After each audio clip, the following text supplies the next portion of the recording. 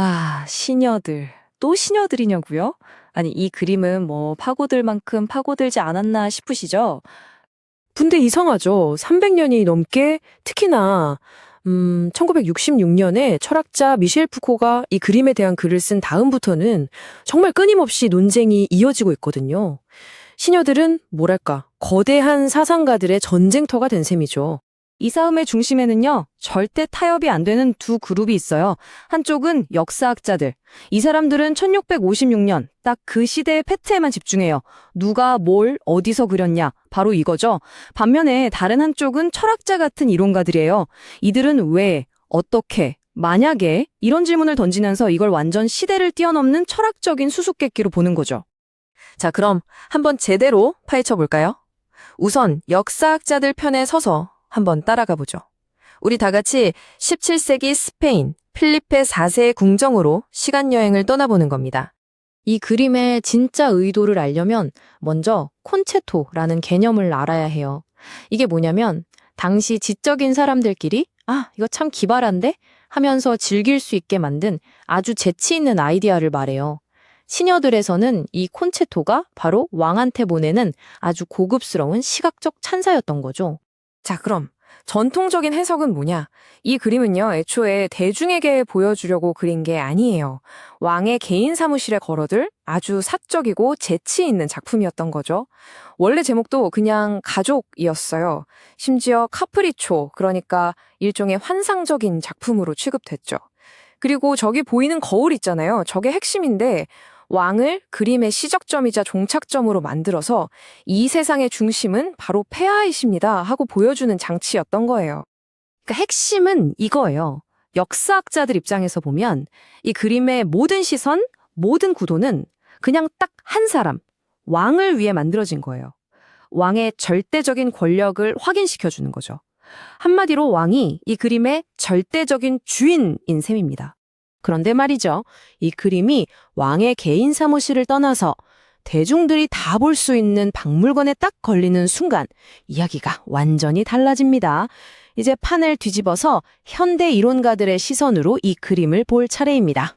바로 여기서 미셸 푸코가 진짜 폭탄 같은 아이디어를 하나 툭 던집니다. 푸코는 이 그림이 사실 주인공, 즉 주체의 없음, 부재에 대한 그림이라고 주장한 거죠. 그의 말 그대로 주체는 지워졌다는 겁니다. 푸코의 주장을 쉽게 말하면 이렇습니다. 저 거울이요, 그림의 진짜 주인공이어야 할 왕과 왕비의 모습을 슬쩍 비춰주면서 우리를 막 감질나게 하잖아요. 근데 정작 두 사람은 그림 안에 없어요. 바로 이 지점 때문에 이 그림의 진짜 주제는 누구를 그렸나가 아니라 그린다는 행위 그 자체가 된다는 거예요. 한마디로 재현에 대한 그림이라는 거죠. 이거 정말 이상하지 않아요? 어떻게 그림 하나가 왕이 분명히 존재한다는 뜻이랑 왕이 완전히 부재한다는 이 정반대의 두 가지 의미를 동시에 가질 수가 있는 걸까요? 자, 지금부터가 진짜 하이라이트입니다. 엄청난 반전이 있거든요. 프라도 미술관의 큐레이터가 최신 기술로 캔버스 표면 아래를 분석했는데요. 거기서 어마어마한 비밀이 발견됐습니다. 지금 바로 공개합니다. 만약에 우리가 지금까지 알고 있던 시녀들이 사실은 진짜 시녀들이 아니었다면 어떨까요? 우리가 완전히 다른 그림을 보고 있었던 거라면요. 이 타임라인을 보시면 모든 게 설명됩니다. 자, 보세요. 1656년 벨라스케스가 첫 번째 버전, 일종의 일막을 그립니다. 왕위 계승에 대한 그림이었죠. 그런데 바로 다음 해인 1657년에 아들, 왕자가 태어나 버려요. 그림의 주제가 순식간에 옛날 얘기가 된 거죠. 그래서 2년 뒤인 1659년 벨라스케스는 캔버스 위에 아예 그림을 새로 그리다시피 해서 지금 우리가 아는 버전 바로 2막을 완성하게 된 겁니다.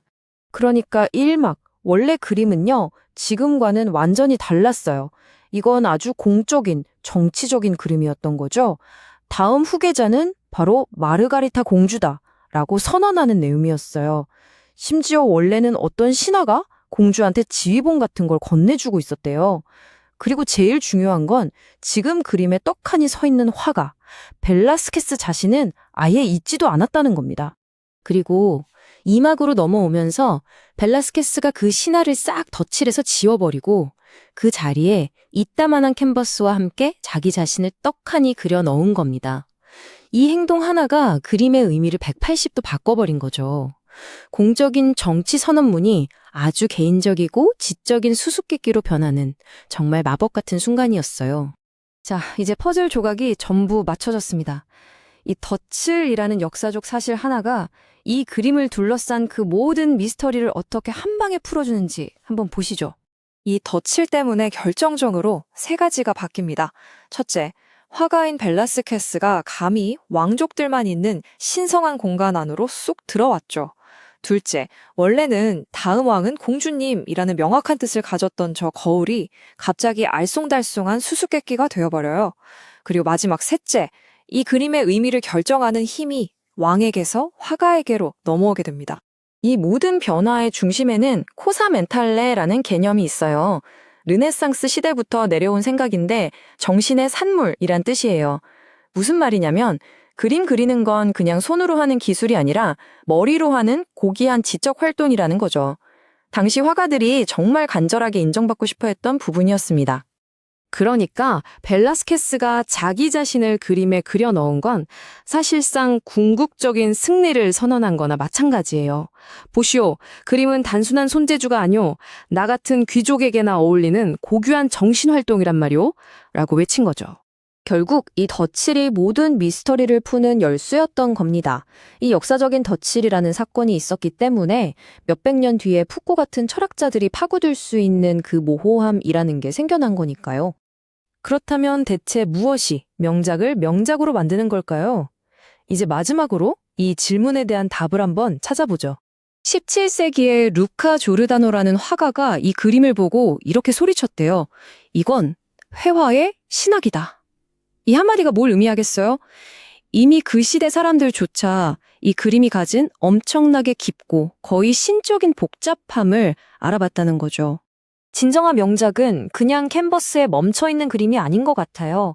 작가의 원래 의도를 훌쩍 뛰어넘어서 계속해서 새로운 의미를 만들어내는 그런 기계 같은 존재인 거죠. 시녀들이 천재적인 작품인 이유도 바로 여기에 있습니다. 수백 년 동안 끊임없이 새로운 이야기와 논쟁거리를 던져주는 바로 그 힘 말이에요.